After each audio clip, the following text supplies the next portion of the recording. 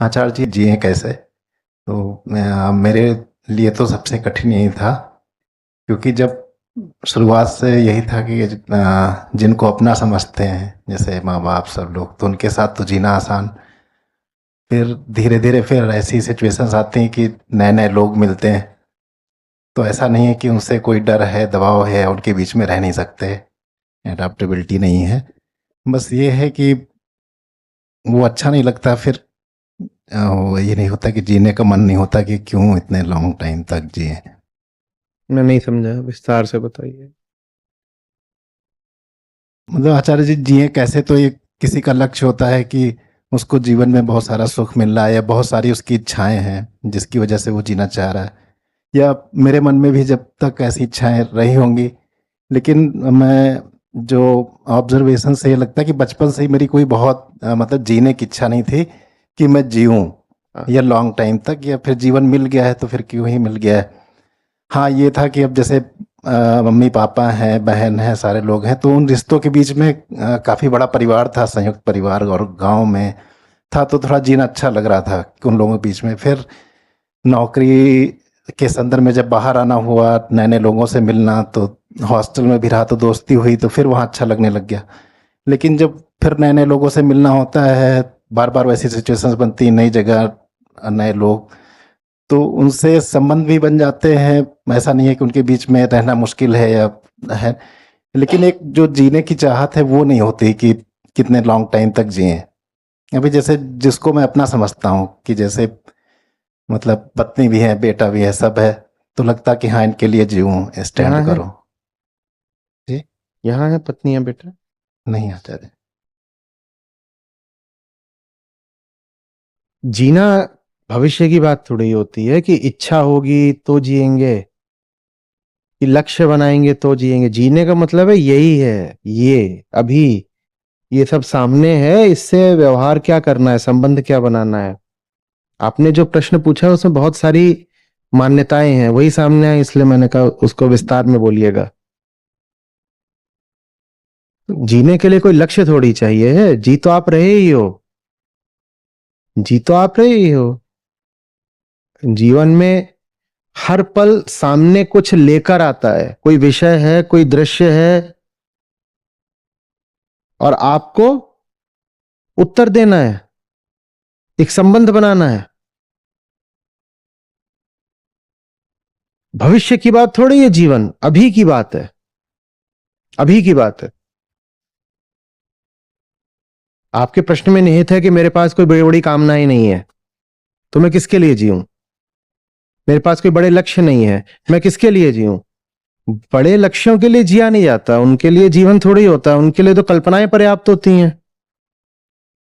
बड़े लक्ष्य की तो कल्पना हो सकती है, क्योंकि वो तो लक्ष्य है ना, उपलब्धि थोड़ी ही है। लक्ष्य माने क्या, जो अभी मिला नहीं, तो उसमें आप जी थोड़ी रहे हो, उसकी तो अधिक से अधिक क्या कर सकते हो, कल्पना ही तो कर सकते हो। जिया तो इसी में जाता है, ये जो है अभी सामने। मैं अगले प्रश्न में जीऊं या आपकी बात में? अभी आप कैसे जी रहे हैं, मैं कुछ कह रहा हूं आप सुन रहे हैं। थोड़ी देर पहले मैं कैसे जी रहा था, आप कुछ कह रहे थे मैं सुन रहा था। यही है जीवन। आपका मुझसे सही संबंध हो, मेरा आपसे सही संबंध हो, वो तभी हो सकता है जब मैं आपको समझ पाऊं, आप मुझे समझ पाए। पर अगर मैंने ठेका ही ले रखा है न समझने का किसी को, तो मैं नहीं समझूंगा। मान लीजिए आप हठ बांध कर बैठे हो, या आपने जो भी मान्यता बना रखी है उसको बचाना है, तो मैं जो भी बोलता रहूं आप नहीं समझेंगे। ये लीजिए, अब हो गया जीवन खराब। जो चीज सामने थी आप उससे हाथ धो बैठे। मैं आपके सामने हूं, इसी पल आपसे कुछ बात कह रहा हूं, पर आपने अगर आग्रह बना रखा हो कि आपको इसको बचाना है जो यहां अज्ञान है, और इस कारण आपको नहीं समझनी मेरी बात, तो आप नहीं समझोगे और हो गया जीवन खराब। जीने के लिए कामना, एम्बिशन, लक्ष्य या भविष्य नहीं चाहिए। जीने के लिए जीवन के प्रति एक खुलापन और तत्परता चाहिए, क्योंकि जीवन तो आप चाहो या ना चाहो वो लगातार अपने आप को प्रस्तुत कर ही रहा है ना। जीवन माने प्रकृति, आत्मा तो जीती नहीं है। जीना माने प्रकृति, उस छोर पे भी जो स्वयं को जीव कहता है वो भी प्रकृति है, और वो जीव जिस दुनिया को देखता है, जिस दुनिया में घूमता फिरता व्यवहार करता है, वो सब भी प्रकृति है। और प्रकृति लगातार क्या कर रही है? उसका काम है नाचना, ऐसे होना फिर ऐसे होना फिर ऐसे होना, फिर ऊपर उठना नीचे गिरना, दाएं हो जाना, पीला हो जाना, हरा हो जाना, लाल हो जाना, 7 रंग ले लेना, ये उसका काम है। और आपका काम है ये सब जो हो रहा है उसके मध्य में स्थित रहना।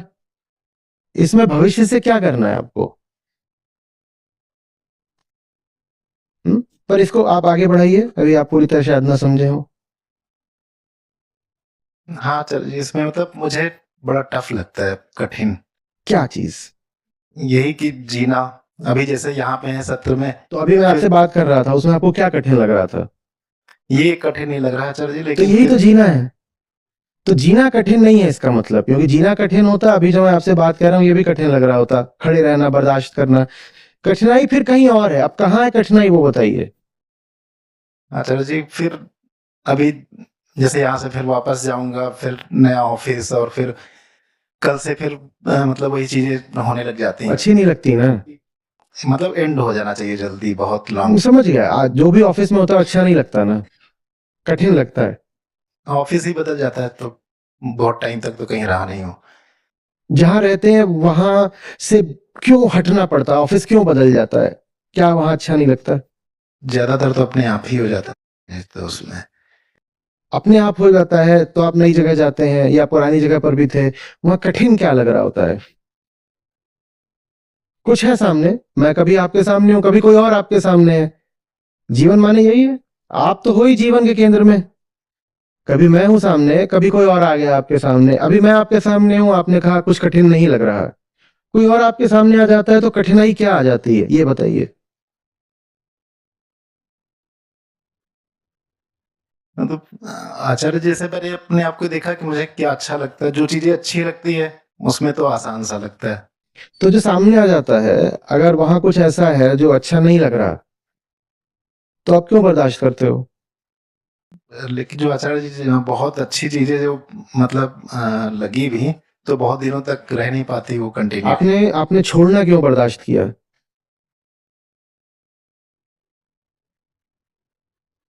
अगर चीजें बुरी थी तो झेलना क्यों बर्दाश्त किया? और चीजें सचमुच अच्छी थी तो छोड़ना क्यों बर्दाश्त किया?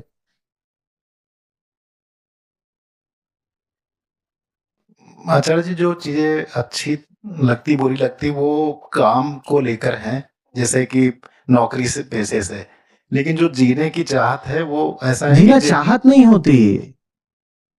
अभी आपको उत्तर देने के लिए मुझे चाहना थोड़ी पड़ रहा है। आप में से कितने लोग अभी कामना के वशीभूत हो, यहां बैठे हुए हो? तो जीने की चाहत वो शायरी की बात है, उसका अस्तित्व से कोई लेना देना नहीं। जो जीने की चाहत होती है, ये क्या मतलब है? जीने की चाहत से क्या मतलब है? जीने की चाहत तो बस कामना होती है। जीने की चाहत से ही मतलब होता है कि कल नया एक भविष्य आएगा और कुछ नया मक्खन मलाई मिलेगा। ये तो जीने के लिए चाहत थोड़ी चाहिए। जीवन तो है, उसमें चाहत का क्या सवाल है? 2 और 3 5 होते हैं या चाहत होती है?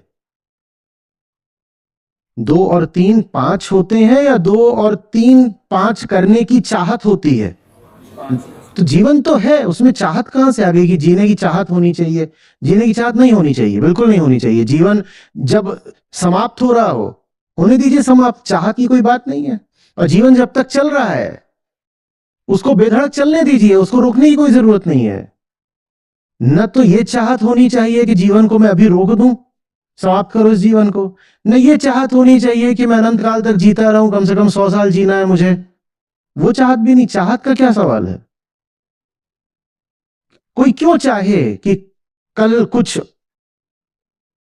नया होगा और होगा? क्यों चाहे? अगर कुछ नया होना चाहिए तो उसके लिए मैं कल का इंतजार क्यों करूंगा? चाहत की थोड़ी बात है। कुछ अगर सचमुच वांछनीय है तो उसको मैं कल थोड़ी चाहूंगा, उसको तो मैं आज समर्पित हो जाऊंगा अभी। जीने की चाहत का मतलब होता है, अच्छे से सुन लीजिए, समझ लीजिए, लिख लीजिए, जीने की चाहत का मतलब होता है जीवन को टालना। सुनने में ऐसा लगे जैसे जीने की चाहत बहुत अच्छी बात है, जिजीविषा बोलते हैं उसको। सुनने में ऐसा लग रहा है कि जीने की चाहत बड़ी अच्छी बात है, पर वो अच्छी बात नहीं होती। जीने की चाहत का मतलब होता है जीवन को भविष्य की ओर टाल देना। कल होगा जीवन, कल थोड़ी होगा जीवन, कल कभी आता है जीवन? जीवन तो अभी है। तो चाहत का क्या प्रश्न है फिर? कौन सी चाहत?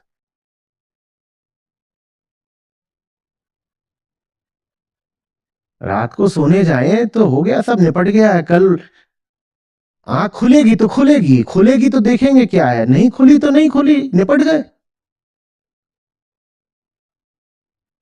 कोई ये थोड़ी है कि सुलगते अरमानों के साथ सोए हैं।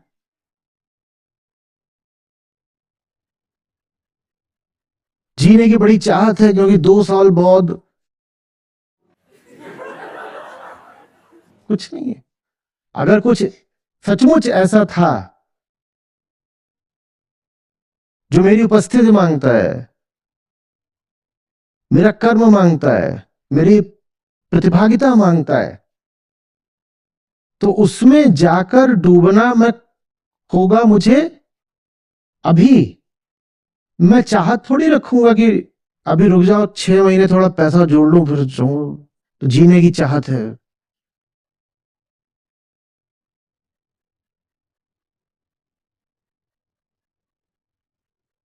जो सामने है ना उसको जवाब दीजिए, और जवाब से मेरा मतलब बदसलूकी नहीं है,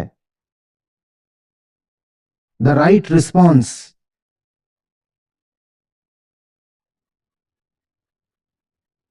कोई चाहत नहीं बचेगी जीने की।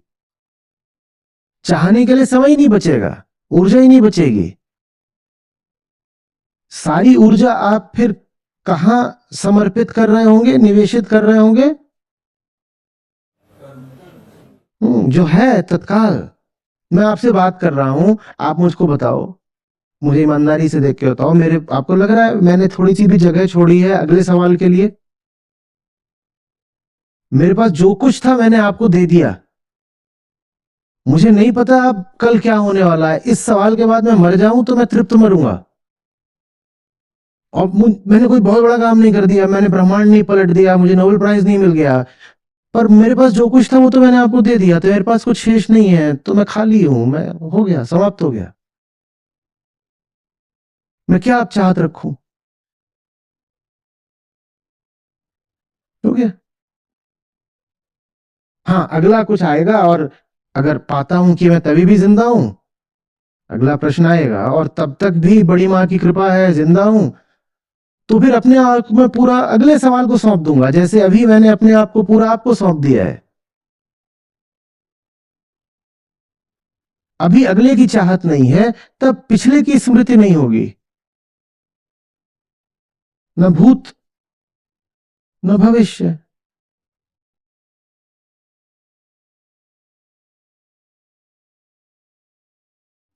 छवि है आपके पास, जिंदगी ऐसी होनी चाहिए, वैसी होनी चाहिए, और छवियां तो भविष्य का इंतजाम होती हैं बस, क्योंकि कोई भी छवि तथ्य तो होती नहीं, पर छवि ये दिलासा दे देती है और लालच दे देती है कि आगे भविष्य ऐसा बन सकता है। छवि कभी भी वर्तमान से मेल नहीं खाएगी। किसी की जो भी मधुर छवि है उसने मेल खाया वर्तमान से? किसी का खाया हो तो बता दो। पर छवि हम फिर भी पकड़ते हैं, और वो छवि वो बन जाती है जो आप मांग रहे हैं, जीने की वजह। ये मेरे दिमाग में मैंने एक फोटो बना दी है, और एक दिन जिंदगी ऐसी होगी। कब होगी ऐसी? भविष्य में। तो फिर इस तस्वीर को साकार करने के लिए, सजीव करने के लिए, मैं जीऊंगा, मैं जीऊंगा, मैं जीऊंगा। कोई तस्वीर नहीं चाहिए, तस्वीर अपने आप बनेगी और आप जैसी बना सकते हो उससे बेहतर बनेगी। आपका क्या काम है?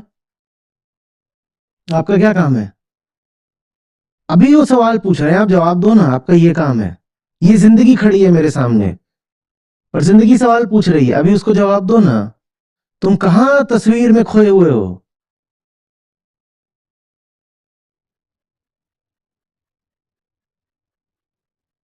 किस किस के पास तस्वीरें हैं भविष्य की? झूठ मत बोलना, यहीं से मारूं। अरे चलो आंख बंद करो, ऐसे फाड़ो। चलो फाड़ो, फाड़ो फाड़ो। अरे रे रे रे, दर्द ही दर्द। छन से टूटा कोई सपना।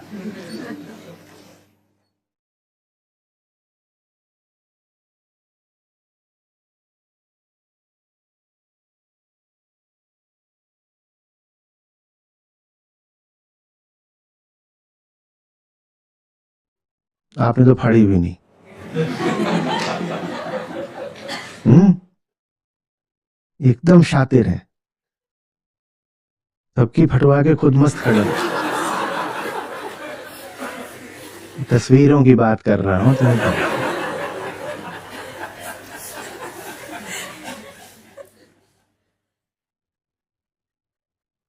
इसी बात में मजे आते हैं।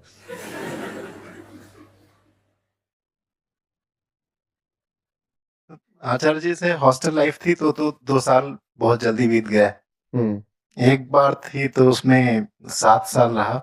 तो जवाहर नवोदय विद्यालय में तो वहां तो लड़ाइयाँ हुई, बहुत सारी चीजें हुई, तो लगा कि एक बार और हॉस्टल लाइफ मिलनी चाहिए। दोबारा मिली तो बहुत अच्छी फ्रेंडशिप रही, काफी लोग थे, लेकिन समय व्यर्थ ही ज्यादा था, व्यर्थ के कामों में ही बीता हॉस्टल में। फिर भी वो 2 साल लगे 2 मिनट में बीत गए वैसे ही। लेकिन अब जो आचार्य जी इस समय जो समय चलता है तो लगता है कि बहुत मतलब जल्दी जल्दी इससे नहीं बीतता, फटाफट की। और मैं वही था कि मतलब इतना लंबा ना हो कि वो शॉर्ट में हो जाए बस। मतलब जी हाँ। जो समय पर ध्यान देने लगते हैं ना, उनके लिए पल सदियों जैसे हो जाते हैं। बिताए नहीं बीतेंगे। आप घड़ी की ओर देखो, आपकी हालत खराब हो जाएगी। आपको दिखाई देगा कि वो जो एक सेकंड होता है वो भी समय ले रहा है। आप घड़ी को देखो, आप आप पाओगे कि एक सेकंड में भी आपने बहुत सारी कल्पनाएं कर ली, इतना सारा समय हो गया और आप प्रतीक्षा कर रहे हो कि ये ऐसे कब होगा। एक सेकंड भी इतना बड़ा अंतराल हो सकता है। एक सेकंड भारी हो जाता है पल।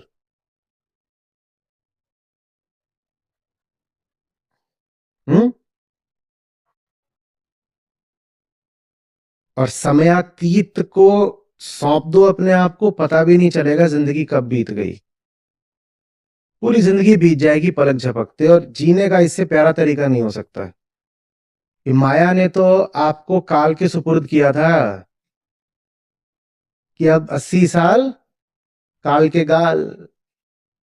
जा बेटा, 80 साल जिसको आप जीवन कहते हो वो काल है। काल ही तो कहते हो ना, जीवन काल। इनका जीवन काल 80 साल। तो पैदा होना माने काल का गाल। तो माया ने तो 80 साल दिए थे कि 80 साल अब तू काल के गाल में रहेगा। और आप कूद गए कालातीत में, और 80 साल कैसे बीत गए? पलक झपकते एक दिन राख हो गए। इससे और क्या प्यारी जिंदगी होगी कि पता भी नहीं चला मर कब गए। संस्था में जो आते हैं, मैं कहता हूं बाकी सब तो तुम्हारी अब यहाँ आए हो तो जो दुर्गति होनी है सो होगी, लेकिन एक चीज का भरोसा दे देता हूं, समय कब बीत जाएगा तुम्हें पता नहीं चलेगा। और इससे बड़ा वरदान नहीं हो सकता। इससे बड़ा वरदान नहीं हो सकता, क्योंकि समय का अनुभव आपको अगर हो रहा है तो इसका मतलब नर्क धड़क रहा है भीतर।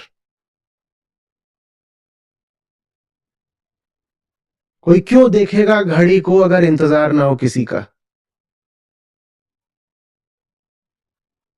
कोई क्यों करेगा इंतजार अगर सूनापन न रो रहा हो भीतर,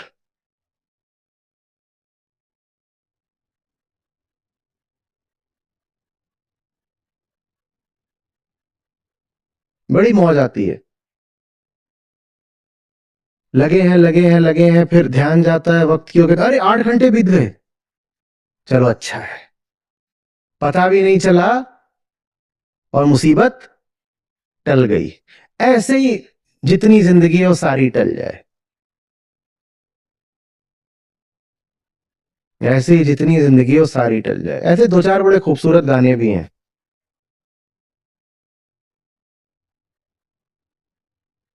कि बस ऐसे ही मौत आ जाए। यही हो सकता है माया को जवाब, कि तूने तो भेजा था कल्पने के लिए, पर हम इश्क में ही मर गए, वक्त का पता ही नहीं लगा, पता ही नहीं लगा। तूने भेजा था कि तड़पो जा करके जुदाई में, हम महबूब की बाहों में ही मर गए। ए,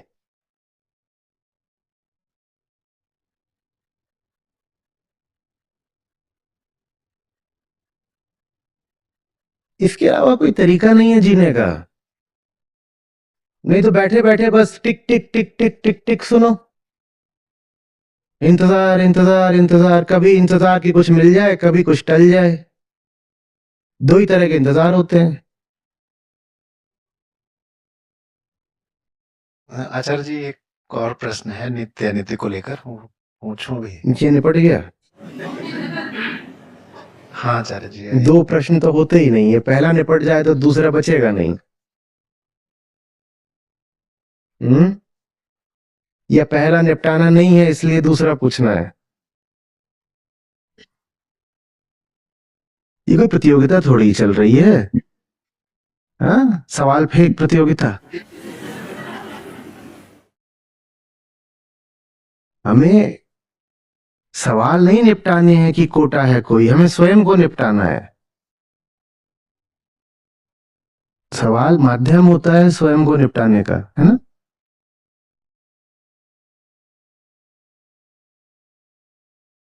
आप कहीं से भी कुआं खोदना शुरू करो, चलो कोई बात नहीं, पर गहरे जाओ। सवाल कहीं से भी शुरू हो, उस पे प्रतिप्रश्न प्रतिप्रश्न प्रतिप्रश्न, उसको गहराई दीजिए। ये नहीं करिए कि थोड़ा सा कुआं यहां खोदा और फिर कूद गए नहीं, अब अगला सवाल पूछना है। थोड़ा सा कुआं यहां खोदा, फिर जैसे ही गहराई आने लगी फिर वहां से कूद गए और कह रहे नहीं अगला सवाल बताओ थोड़ा। ये भीतरी साजिश है ताकि किसी भी कुएं में गहराई ना आने पाए। हाँ बताइए। हाँ आचार्य जी, ऐसा मतलब जीवन में भी है, किसी काम को इतनी गहराई से कभी किया ही नहीं, कभी वो कुछ इस लायक भी तो होना चाहिए ना कि उसमें गहराई हो। उसको आप क्या गहराई दोगे जहां गहराई की संभावना ही नहीं है। आप काम ही यही पकड़ लोगे अगर कि 4 फाइलें इस टेबल से उस टेबल पर और उस टेबल से इस टेबल पर रखनी है, तो इसमें गहराई क्या लेके आओगे आप। तभी तो कहा करता हूं कि स्वार्थ ना हो हिम्मत हो, तो जहां गहराई संभव ही नहीं है वहां से फिर आदमी हट भी पाए। अब प्रेम के नाम पर या संगति के नाम पर मैं पाल लूं बिल्ली और मैं उससे बात करना चाहता हूं योग वाशिष्ठ सार, कितनी गहराई आ सकती है। जहां संभावना ही नहीं है वहां गहराई कहां से ले आ लोगे। आप बिल्ली को बोलो चूहा तो क्या बोलेगी, म्याऊं। और आप बिल्ली को बोलो तत्वमसी हो तो भी क्या बोलेगी, म्याऊं।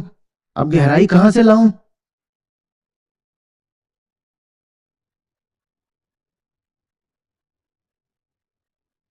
कहां से लाऊं।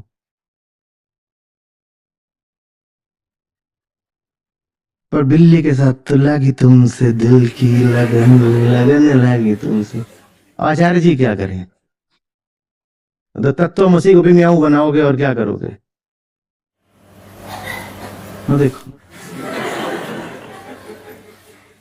मैं बड़ी सहानुभूति उठती है आप लोगों से।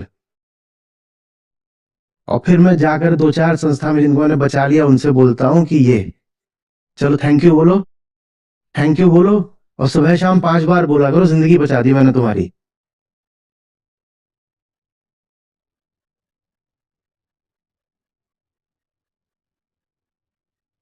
नहीं तो यही है बिलारी पुराण।